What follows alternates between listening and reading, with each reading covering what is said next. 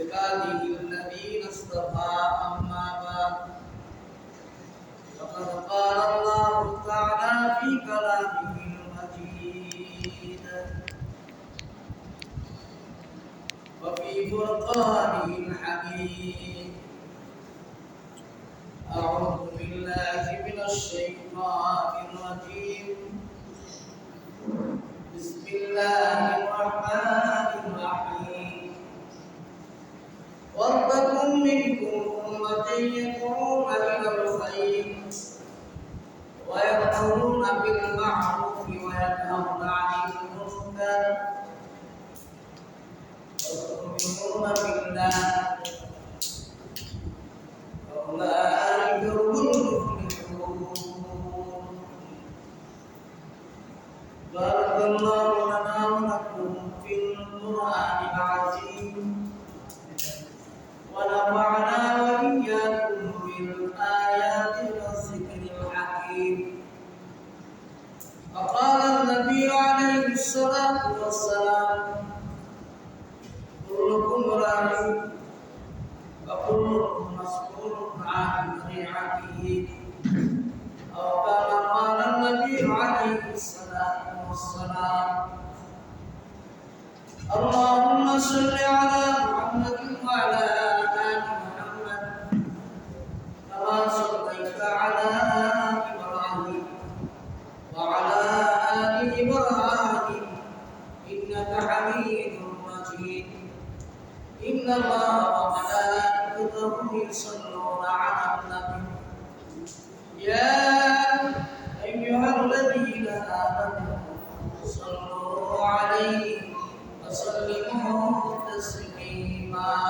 اللهم صل على سيدنا مولانا محمد وعلى آل سيدنا مولانا محمد.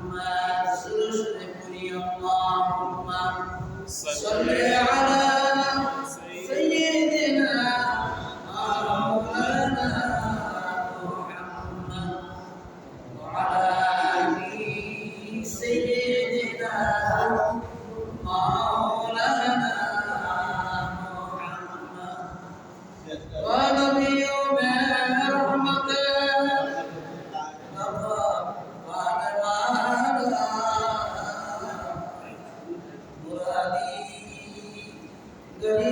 गरीबों के बहलाने वाला।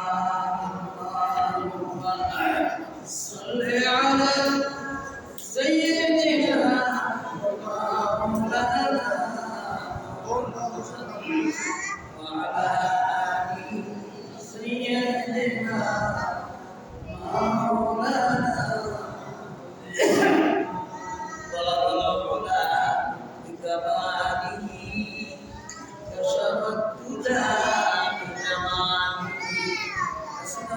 جميع خصاله صلوا عليه وعلى. اللهم صل وسلم وبارك عليه. الحمد لله.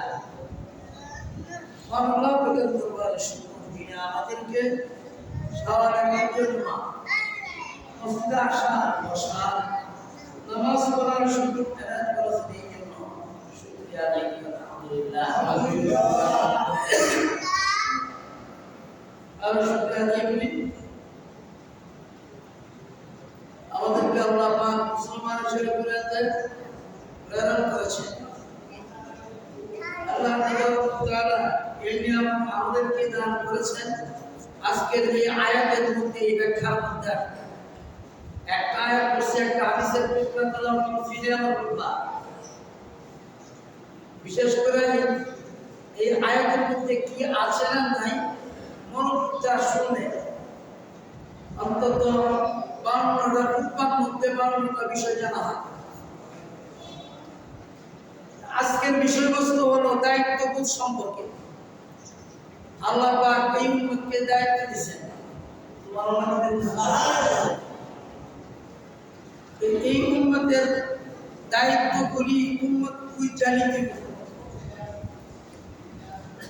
বোঝার বেশ কমে, নিজের সম্মানের খেয়াল নাই, নিজের দায়িত্বের দিকে খেয়াল নাই, মন করা চলা এই জন্য বারবার আল্লাহ পাক কোরআনে কারীমের মধ্যে মন করা যাতে এই উম্মতে না চলে বারবার ওয়াজ করছে। এই ওয়াজটা হলো আল্লাহ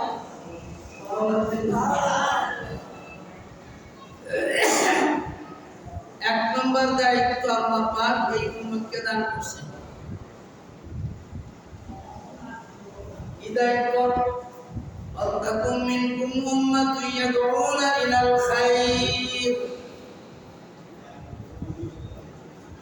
আল্লাহ রাব্বুল আলামিন বলেন, হে নবী আপনি জানান আপনার উম্মতের মধ্যে একটা জামাত, আপনার উম্মতের মধ্যে একটা জামাত তারা অতি উত্তম, তারাই সফলতা পাবে দুনিয়া এবং আখিরাত। তারা কারা? তা'মুরুনা বিল মা'রুফ ওয়া তানহাউনা 'আনিল মুনকার। আপনার উম্মতের মধ্যে ওই ভালো উম্মতগুলি, ওই ভালো মানুষগুলি যারা সৎ কাজের আদেশ দেন আর আল্লাহ পাকের নিষিদ্ধ কাজ থেকে বিরত রাখেন, নিজেও সৎ কাজের আদেশ দেন, নিজেও আমল করেন, অন্যকে করায়। আল্লাহ বলেন এই উম্মতকে আমি এই দায়িত্ব দিলাম সর্বপ্রথম। এখানে এই আয়াতের মধ্যে কাউকে মেনশন করে নাই, এই উম্মত সহ যারা ঈমান আনছে মুমিন। তাইলে ভালো কাজের আদেশটা কি? আমলের বেলা মুফাসসিরিনে কিরাম তাফসীর করেছেন, আমলের বেলা সর্বপ্রথম ঈমান আনার পরে নেক আমল হলো নামাজ। ঠিক কিনা? নামাজের তালিম দেওয়া। আপনার ঘরের মধ্যে নামাজের কথা বলে, সমাজের মধ্যে নামাজের কথা বলে, এলাকার মধ্যে বলেন, আল্লাহর হুকুম শোনায়, মানা না মানা যার তার দায়িত্ব। এক নম্বর দায়িত্ব। দুই নম্বর হলো ভালো কাজের আদেশ। এখানে সামাজিকতা আছে, ভালো মানুষরা ভালো কাজের আদেশ দিবে, ঠিক কিনা? গুনার কাজ থেকে বিরত রাখবে। যদি নেককার মানুষ হয়, ভালো মানুষ হয়, আল্লাহ হয়, আহলুল্লাহ হয়, তাহলে সে ভালো কাজের কথাই বলবে এবং ভালো কাজ মানুষকে দিয়া করাবে। এই লোকাই এবং নিষিদ্ধ কাজ নিজেও করবে না, গুনার কাজ নিজেও করবে না। কেউ যদি গুনার কাজ করে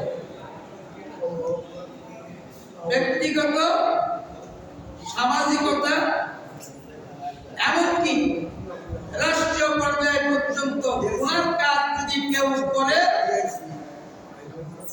তাকে পালন করার দায়িত্ব এই উম্মতের আছে। ঠিক কিনা?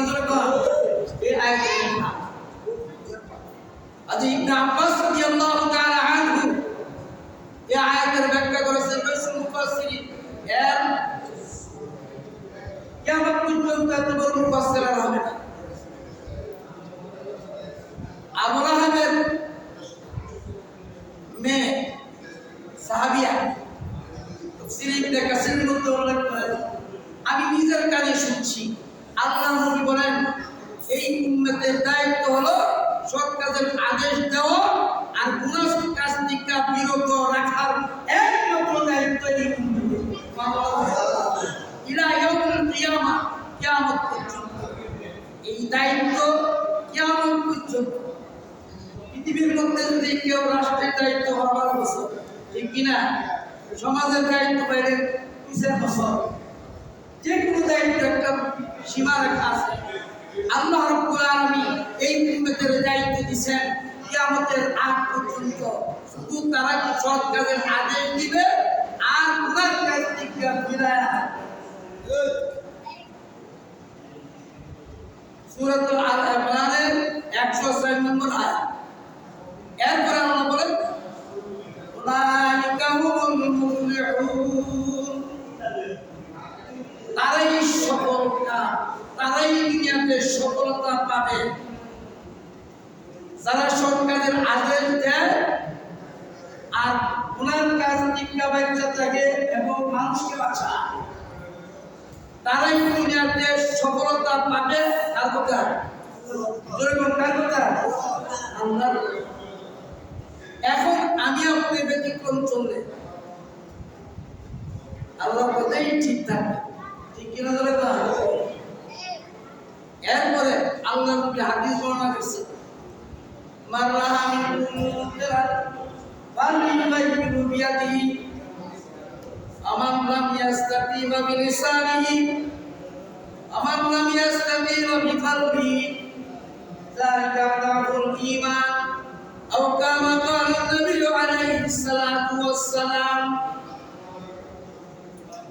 আল্লাহ নবী বলেন সাহাবীরা শোনো, তোমাদের মধ্যে যদি কেউ অন্যায় করে তোমরা নিজের চোখে দেখো, তাহলে তাকে কি করবা? তোমাদের হাত দিয়ে প্রতিহত করবা, গুনাহ থেকে ফিরায় রাখার জন্য। যার যে দায়িত্ব আছে এই দায়িত্ব বলে, রাষ্ট্রপ্রধানের দায়িত্ব আছে, গ্রামের সরকার মাতবরের দায়িত্ব আছে, চেয়ারম্যান মেম্বারের দায়িত্ব আছে, এই হাদিসের মধ্যে পড়ে। এবং নিজের গৃহকর্তারও দায়িত্ব আছে, ঠিক কিনা জোরে বলা? এই দায়িত্বের কথা আল্লাহর নবী বলছেন। তাহলে কি করবা? তুমি হাত দিয়ে তাকে প্রতিহত করবা, সেজন্য অন্যায় অপরাধ গুনার কাজ না করে, চাই রাষ্ট্রীয়ভাবে হোক, চাই সামাজিকভাবে হোক, চাই ব্যক্তিগতভাবে হোক, চাই আপনার ঘরোয়া হোক। যদি না পারো, তোমার জান যাওয়ার ভয় আছে, 10 জনের পক্ষে তুমি এক পক্ষে, তাইলে আমার নাম ইয়াস্তাতিফা বিলিসানিহি, তাকে বলো এই কাজটা ভালো, ঠিক কিনা? বলার দায়িত্ব আছে। ইসলামী রাষ্ট্র না যেহেতু, আমাদের বলার দায়িত্ব আর কাজে পরিণত করার দায়িত্ব হলো সরকার। এই কথা মনে রাখবেন। তাইলে একবার নামাজ পড়ে না, ইসলামী রাষ্ট্রের আইন হলো তাকে বেতের আঘাত, তাকে বেতের আঘাত করা। ইসলামী রাষ্ট্রের আইন কিন্তু অন্যরকম, কিন্তু আমাদের দেশে কিন্তু তা না। আমাদের দেশে আইন প্রয়োগ করবে কে? সরকার, ঠিক কিনা ধরে তো? আমরা বাইতুল হরমের মধ্যে আছি, ছেলেরা বুঝতেছে বাইতুল হরম কাহাকে বলে। আমি এক ইমানদার, আমার বলার দায়িত্ব। এখন আমি যদি বলে আমি বললে কি না কি না, এটাই বলতে আল্লাহর হুকুমটা শোনায় দাও। এই জন্য কিয়ামত পর্যন্ত ওলামায়ে কেরাম, মুমিন মুসলমানরা আপনার আল্লাহর হুকুমের কথাগুলি মানুষকে শোনায় দেওয়া, আইন প্রয়োগ করার ক্ষমতা পাবলিকের নাই, ঠিক কিনা জোরে কওয়া? রাষ্ট্রীয় আইনও নাই। ইসলামিক রাষ্ট্র যদি হয় তাহলে সে আইন প্রয়োগ করবে কে? গভর্নমেন্ট। তাইলে আল্লাহর বিধানটা কানে শোনায় দাও। আমার নাম ইয়াস্তাতিম বিকলবিহি, তাও যদি সম্ভব না হয়, কথা বললে যদি জানের উপরে আঘাত আসে, সম্মানের উপরে আঘাত আসে, এমনকি আপনার ভয় আছে, তাহলে মনে মনে তাকে ঘৃণা করেন, কাজটাকে ঘৃণা করেন। তোমরা যে গান বাজনা করতেছ, তোমরা যে মদ খাইতেছ, তোমরা যে সুদ খাইতেছ, তোমরা যে ঘুষ খাইতেছ, আল্লাহ নিষিদ্ধ কাজ করতেছ, আমি অন্তর দিয়া ঘৃণা করলাম। যালিকা আযাফুল ঈমান, এটা হলো নিম্ন ঈমানের পরিচয়।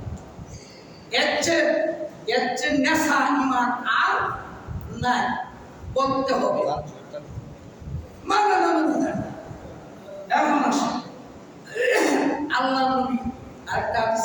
কি বলছে?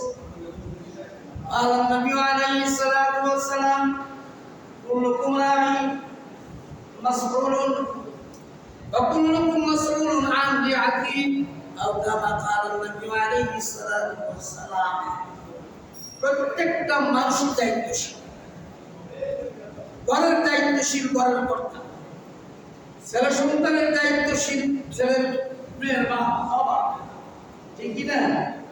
এরকম প্রত্যেকটা জায়গার মধ্যে কি দায়িত্বশীল আছে না নাই? আছে, ভালো হোক আর মন্দ হোক আছে। এই দায়িত্বগুলি পালন করা একমাত্র নির্দেশ হলো আল্লাহ পাকের পক্ষ থেকে। ভালো করেন আর মন্দ করেন এটা আমাদের আমলের ব্যাপার, কিন্তু এক নম্বরের দায়িত্ব হলো তাকে গুনাহ কাম থেকে বাঁচায়া নেক আমলের দিকে আসা। এটা হলো দাওয়াত তাবলীগের দাওয়াতের কাজ, উলামায়ে কেরামের কাজ, হক্কানি পীর মাশায়েখদের কাজ। তাকে আল্লাহ পুরা মানুষটাকে আল্লাহর পথে আইনা জান্নাতের পথ দেখায় দাও। এখন এটাও যদি না আপনার আমার দায়িত্ব অবহেলা করলাম না, মানা না মানা তো তার ইচ্ছা, মানতে পারেন না মানতে পারেন। আল্লাহর বিধানের মধ্যে আল্লাহ পাক বলে বলেছেন, হে নবী আপনি জানানোর দায়িত্ব আপনার, কিয়ামত পর্যন্ত আপনার পরে আপনার উম্মতকে জানানোর দায়িত্ব দিলাম, কিন্তু কে মানবে কে মানবে না সেই দায়িত্ব আমি আল্লাহ। সুবহানাল্লাহ বলেন না? আবু লাহাব আবু সাসা, ঠিক কিনা জোরে কর। এই হাদিসের ব্যাখ্যা, এই আয়াতের ব্যাখ্যার মধ্যে হাদিসটা আছে, আমি নিজের কানে শুনছি। কে বলে? আবু লাহাবের মেয়ে। তাফসীর ইবনে কাসিরের মধ্যে উল্লেখ করেন যে আল্লাহর নবী এই কথাগুলো মিম্বরে বসা মানুষকে শোনাইছে। সুবহানাল্লাহ বলে। হযরত আব্দুল্লাহ ইবনে আব্বাস বলেন, আমি সচক্ষে দেখছি এবং শুনছি। কাজে প্রত্যেকটা কথা আল্লাহর পক্ষ থেকে রাসূল বলেছেন, সাহাবায়ে কেরাম, হক্কানি উলামায়ে কেরাম কিয়ামত পর্যন্ত শোনাই দেওয়ার, ঠিক কিনা জোরে কর ভাই। এমন কোন কথা নাই কোরআনে কারীমের মধ্যে আল্লাহ পাক জানাইছেন না। ইতিহাসও জানাইছেন, মাসালাম ও জানাইছেন, কিভাবে জীবন চালাইতে হবে সেটাও। দুনিয়ার হায়াত শেষ হইলে আপনার পরকালে কিভাবে কোথায় যাবে সেই কথাগুলো আল্লাহ পাক, দুনিয়াতে কি শাস্তি পাবে আর দুনিয়াতে কি শান্তি পাবে, আর পরকালে কি শাস্তি পাবে পরকালে কি শান্তি পাবে, প্রত্যেকটা কথা কোরআনের আয়াতের মধ্যে আল্লাহ পাক পুঙ্খানু বলার পরে আল্লাহর নবী 10 লক্ষ হাদিসের মধ্যে সেই ব্যাখ্যাগুলি করছেন। ঠিক কি নজরে কর। আমি অনুরোধ করব আমরা নেক আমল বেশি বেশি করার চেষ্টা করি। আল্লাহ পাক আমাদের প্রত্যেককে এই কথার মধ্যে আমল করার তৌফিক দান করুন বলে আমিন। এজন্য আরেকটা অনুরোধ করি, প্রতিদিন জুমার দিন অন্তত তাড়াতাড়ি আসার চেষ্টা করি। আমি একটা আয়াত পড়ছি, একটা আয়াতের ভিতরে খুতবা, এবং হাদিস একটা পড়ছি, একটার ভিতরে খুতবা। আমি খুতবার মধ্যে আমি সময় নষ্ট করি না। সুতরাং এক একটা বিষয়, এক একটা শব্দ এক একটা বিষয়, এক একটা আয়াত এক একটা বিষয়, এক একটা হরফ এক একটা বিষয়, বলতে গেলে বহুটা। আল্লাহ পাক আমাদের প্রত্যেককে কোরআনের কথাগুলো ধৈর্য ধরে শোনার তৌফিক দান করুন। সকলে বলে আমিন। আমা আলাইনা ইল্লাল বালাগ ওয়া দাওয়ানা আলহামদুলিল্লাহি রাব্বিল আলামিন। আজকে আমাদের পড়াশোনা আমাদের